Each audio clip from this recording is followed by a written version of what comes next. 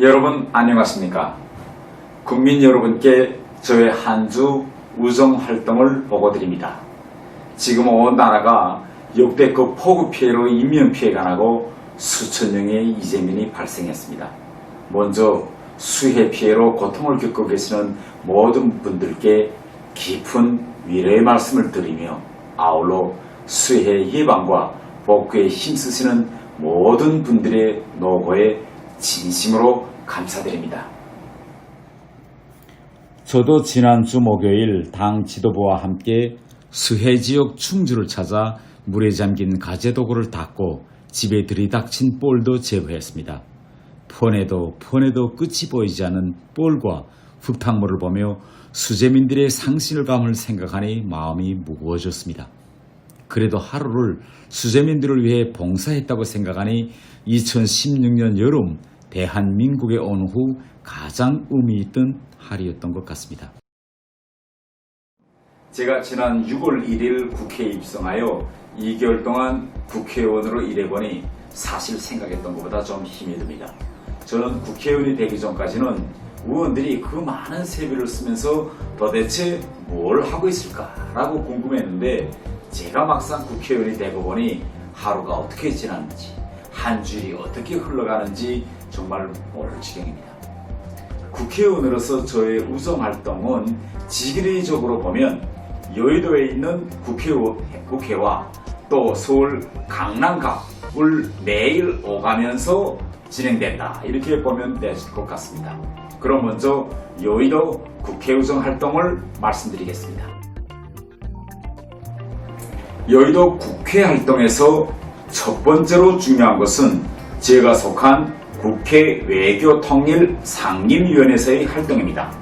제가 외교통일상임위원회 소속 의원이므로 저의 기본 사명은 당연히 외교통일 분야에 집중되면 될 것 같지만은 저는 서울 강남갑 지역구를 대표하고 있는 의원이기 때문에 강남 주민들의 생활에 직접적인 영향을 미치고 있는 종부세 문제라든가 또 임대차법 문제, 그 다음에 민생경제, 청년 일자리 창출 등 여러 문제들에 신경을 써야 합니다. 제가 지역구에 가면 지역 주민들이 저에게 태의원은 지역 문제에 신경 쓰지 말고 외교나 통일 분야와 같은 나라 일에 더 큰 관심을 돌려달라라고 말씀들은 하고 있지만 사실 제 심정은 그렇지 않습니다. 지난주 월요일 3일 저는 국회 외교통일위원회 상임위원회에 참석했는데 당시 18개의 법안이 한 번에 외교통일위원회에 상정되어 있었습니다. 이 법안들 중에서 저는 더불어민주당원들이 발의한 대북전단살포 금지법이 국회 본회의로 직송되는 걸 무조건 막아야겠다라는 사명을 가지고 이것을 막는 데 하루 종일 총력을 기울였습니다.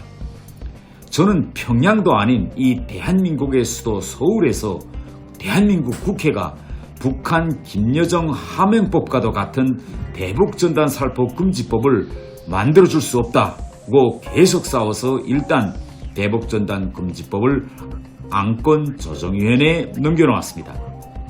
상임위원회 본회의에 상정된 법안이 상임위원회 안에 있는 안건조정위원회에 넘겨졌다라고 하는 말은 대북전단 금지법의 국회 본회의 상정을 일단 늦추어 놓고 90일 동안 상임위원회 안건조정위에서 장시간 토의할 수 있게 해놓았다는 말입니다. 이렇게 되면 일단 시간을 얻었다고 볼 수 있겠습니다. 저희 국회 우정활동에서 두 번째로 중요한 분야는 입법활동인데 그중 언론에서 화제가 되고 있는 법안 두 건만 오늘 간단히 소개해드리겠습니다. 첫 번째는 자동차 교환 환불제도, 이른바 한국형 레몬법을 대표 발의했는데 이 법안은 한마디로 자동차 구매 후 1년 이내에 같은 고장이 반복되면 제조사가 고객에게 차량을 교환 환불해주는 내용입니다. 다음으로 공유경제기본법 개정안을 발의하였는데 공유경제란 한 번 생산된 제품을 여러 명이 공유해 쓰는 협업 소비를 기본으로 한 경제를 의미합니다. 예를 들면 자동차, 빈방, 책, 등 활용도가 떨어지는 물건이나 부동산을 다른 사람들과 함께 저렴한 가격으로 공유함으로써 자원 활용을 극대화하는 경제활동이라고 볼 수 있겠습니다. 제가 발의한 공유경제기본법은 공유경제에 대해 중앙정부 차원에서 법적 지원 및 관리 체계를 마련하도록 하는 것입니다. 저는 정부와 여당이 국민들이 벌어놓은 걸 어떻게 쓸 것인지에 대해 관심을 가지고 있을 때 야당 의원인 저 같은 사람은 새로운 산업을 키우기 위해 민간 기업이 스스로 커갈 수 있는 기반을 만들어주는 일을 해야 한다고 생각합니다. 여의도 국회 활동에서 세 번째로 중요한 분야는 언론들과의 주동적인 활동을 벌여서 부정이나 억울한 사람들의 문제를 언론을 통해 바로잡는 것입니다. 지난주 저는 강남 갑에 있는 전문가들과 함께 서울시의 클린업 시스템을 분석하여 서울시역에서 재건축, 재개발을 통해서만 30만호의 신규 아파트 공급이 가능하다는 자료를 언론에 발표했습니다. 많은 신문들과 방송들이 이 자료를 발표했습니다. 그리고 경인방송과의 인터뷰를 통해서 포스트 코로나 경제 활성화 방안으로 공유경제를 적극 장려하도록 요구했고, 신동아와 파이낸스 투데이 등과 인터뷰를 진행하여 정부의 대북 정책이 원칙을 가지고 진행되도록 요구하였습니다. 이외에 일본 NHK 영어방송과도 인터뷰를 진행하였습니다. 지난주 태영호 유튜브 TV와 페이스북, 인스타, 네이버 밴드, 트윗에 정전선언 등 현황 정치 문제들과 관련해서 총 6건의 동영상을 올려 북핵 폐기 없는 정전선언이 대한민국 안보에 얼마나 부정적인 영향을 주는지 국민들에게 널리 알렸습니다. 이외에 저희 의원실 보좌진들은 북한 인권 관련 단체들에 대한 부당한 사무검사를 진행하려는 통일부의 행태와 관련하여 이런 단체들과 대응책을 토의하였습니다. 다음은 강남갑 지역구 활동입니다. 이번 주 저는 권문용 전 경제기획원 국장 등 전문가들과 저의 지역구 사무실에서 미친 집값 잡으려면 재건축, 재개발만이 답이다 라는 주제로 압구정동 주민공청회를 진행하였습니다. 이 공청회에 전 경제기획원 국장과 강남구청장을 역임하신 권문용님과 윤광은, 김태복 등 도시계획 전문가들이 많이 참가했습니다. 또한 토요일 압구정 1구역 미성아파트 재건축 설명회에 참석하여 재건축 문제와 관련한 주민들의 요구를 경청하였습니다.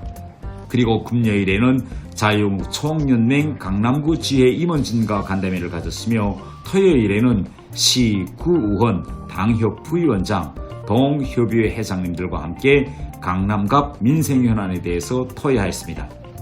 그리고 토요일 오전에는 태영호와 청년들이 함께 진행하는 제4차 토요정책 토론회를 개최하여 북한의 종교정책에 대하여 청년들과 함께 토론하였습니다.